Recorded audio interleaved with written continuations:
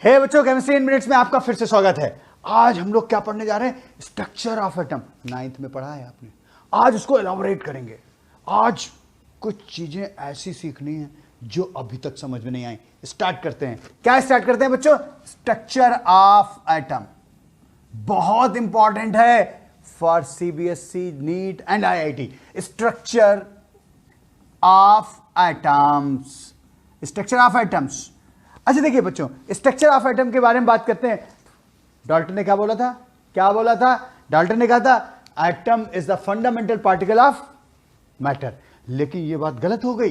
J Thomson ने जब cathode rays experiment किया तो उसने बताया एटम के अंदर भी कुछ फंडामेंटल पार्टिकल्स होते हैं। That these fundamental particles are electron, proton and neutron. Electron, proton and neutron.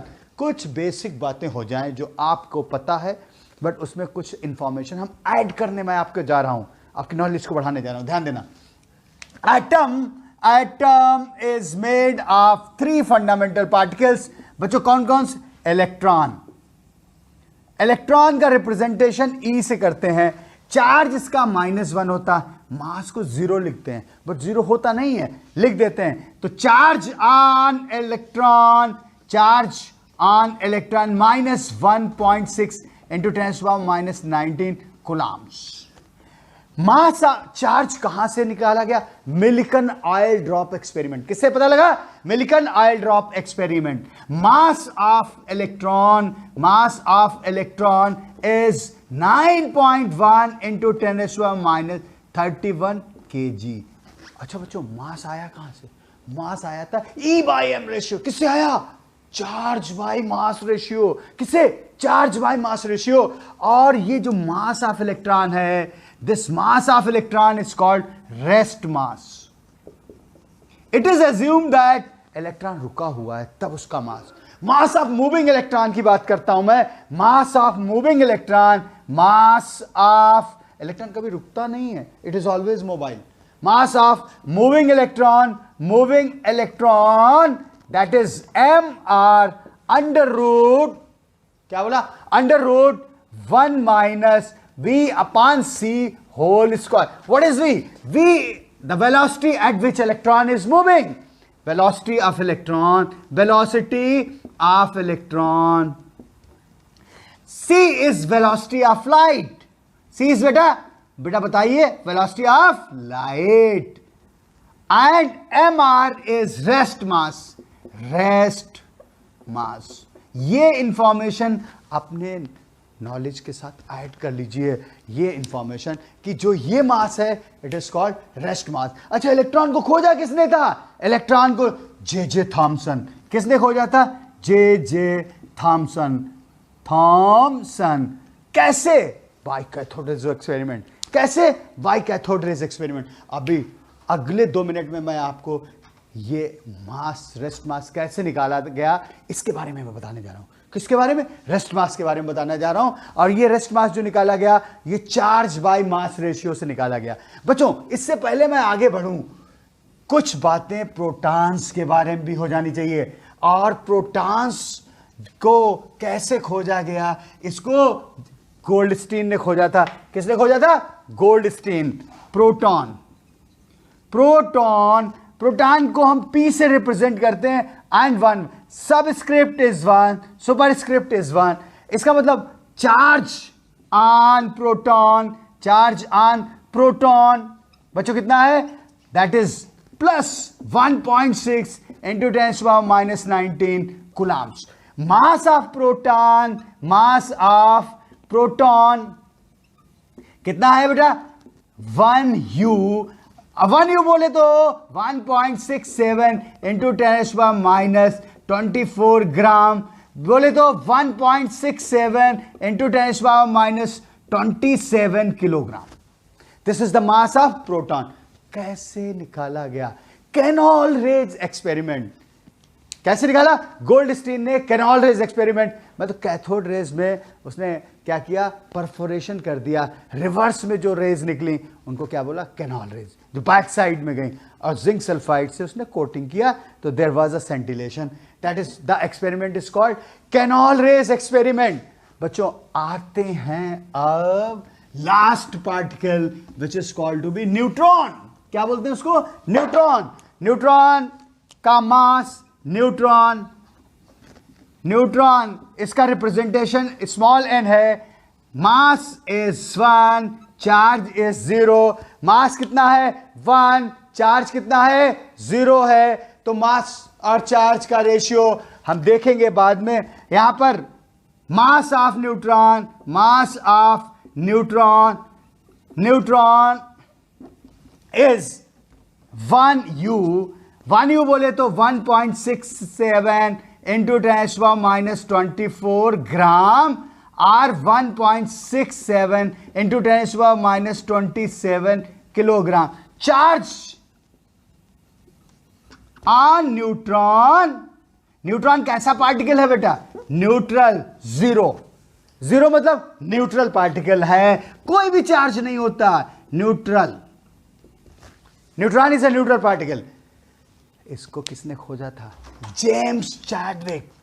James Chadwick किसने खोजा था? जेम्स चैडविक ने खोजा था न्यूट्रॉन को। Electron J Thomson, proton Goldstein, neutron James Chadwick. अच्छा बच्चों, मास of electron 9.1 into 10⁻⁻37। Mass of electron, mass of electron ध्यान से देखना, that is 9.1 into 10⁻⁻31 kg। Relation between mass of proton and neutron, electron. अगर मास ऑफ इलेक्ट्रॉन की बात करें, that is 118/37 of mass of proton.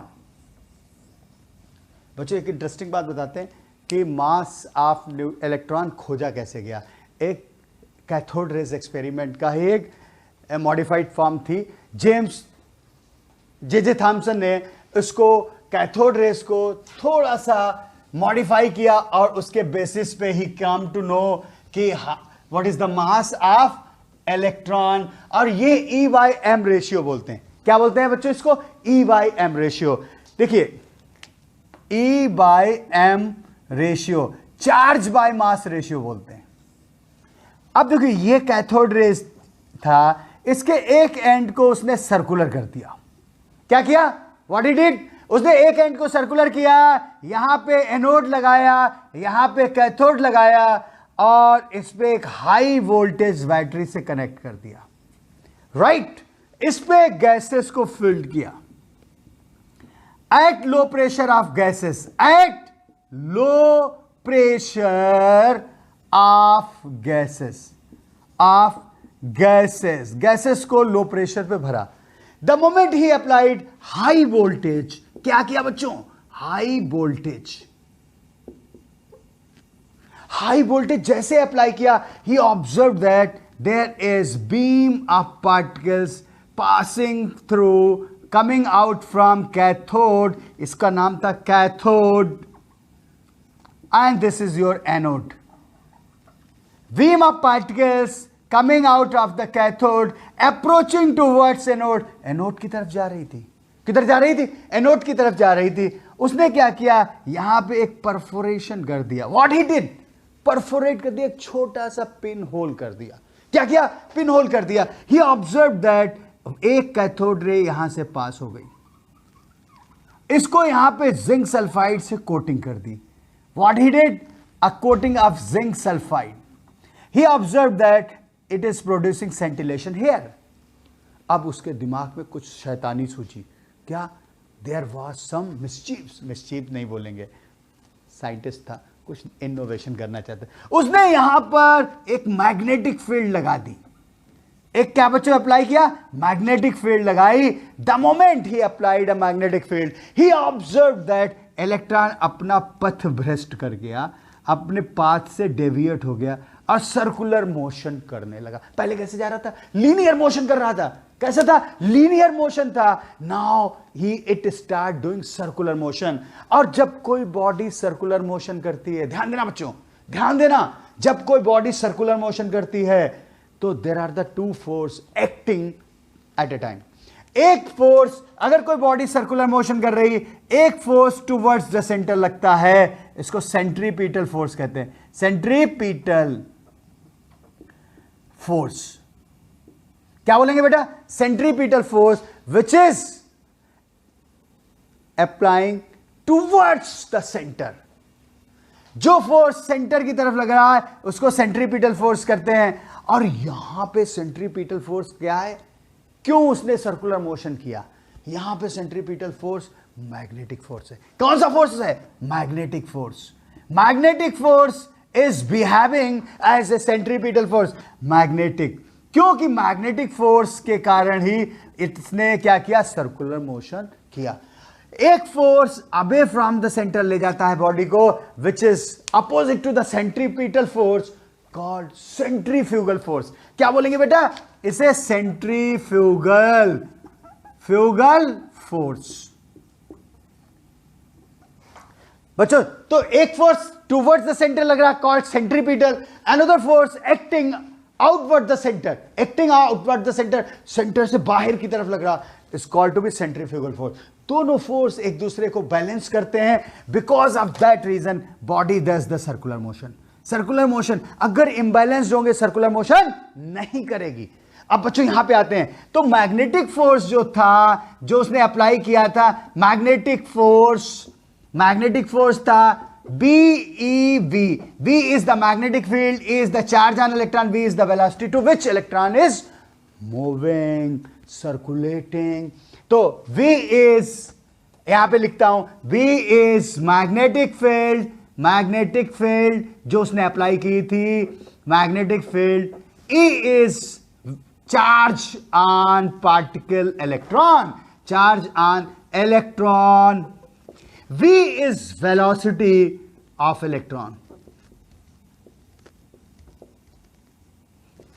बच्चों, let me clear the space so that I can tell you well. अच्छा बच्चों ध्यान देना please, मुझे अभी इस फिगर की जरूरत होगी इसलिए मैंने इसको क्लियर नहीं किया। अच्छा देखिए, जब उसने मैग्नेटिक फोर्स क्या हो गया? Centripetal force. और centripetal force is magnetic in nature. यहां पे कैसा है? Magnetic in nature which is equals to BeV। अच्छा, सेंट्रीफ्यूगल फोर्स क्या है? Centrifugal force is mv square upon r। अब ये दोनों फोर्स एक दूसरे को बैलेंस करते हैं, ये दोनों फोर्स एक दूसरे को बैलेंस करेंगे, therefore BeV equals to mv square upon r।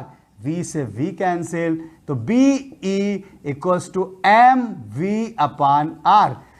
हम लोग क्या कैलकुलेट कर रहे हैं? E/m ratio. क्या कर रहे हैं? E/m ratio. E तो ये है, m ये है, तो हम लोग E/m रेशियो निकाल सकते हैं इन दोनों से।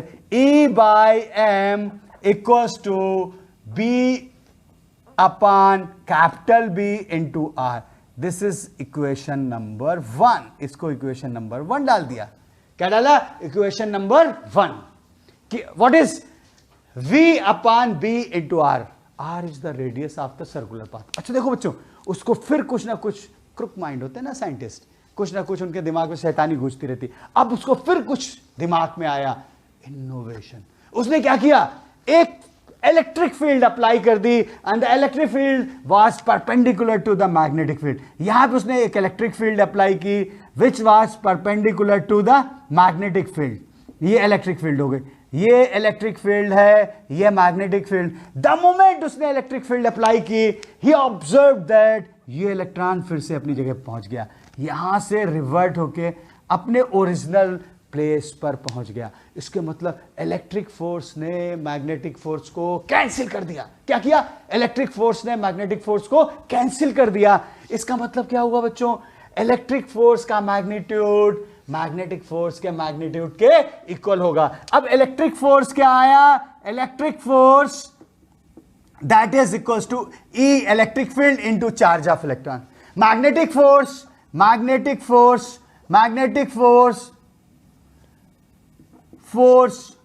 Will be was BeV।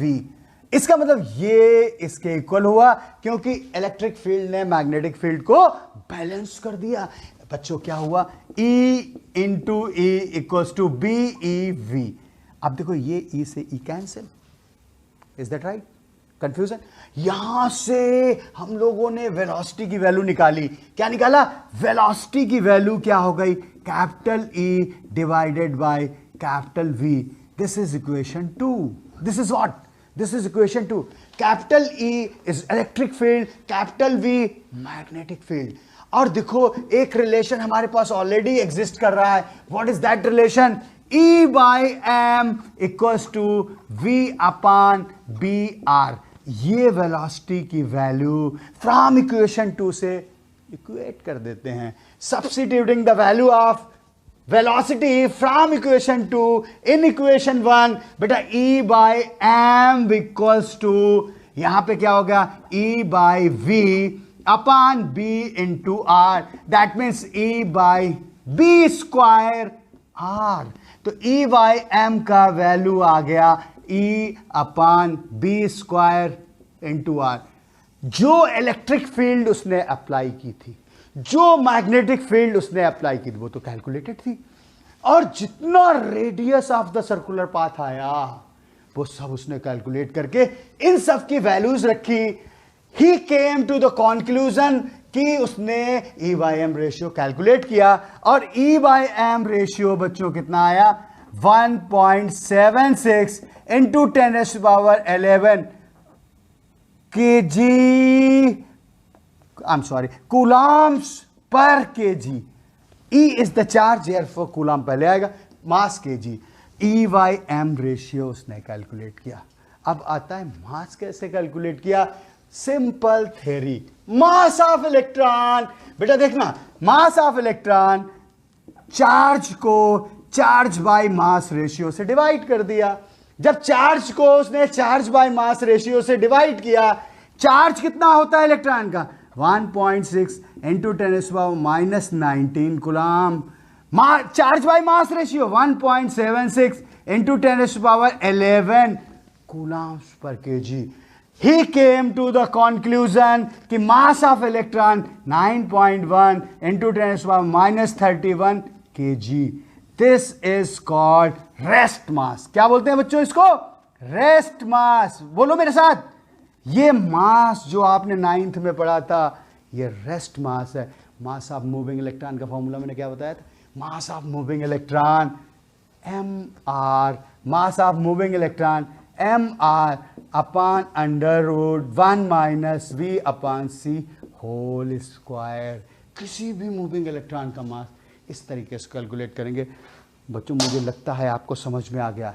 अगर ये वीडियो आपको अच्छा लगा, अगर आपको इनिशियल लेवल पे कंसेप्ट क्लियर होते दिख रहे हैं, तो एक काम करिए, वीडियो को लाइक करिए और चैनल को सब्सक्राइब किए और जितने अपने दोस्त हैं सबको शेयर करिए। जल्दी मिलते हैं एक नए वीडियो के साथ स्ट्रक्चर ऑफ एटम के लिए। तब तक के लिए हैव अ गुड डे।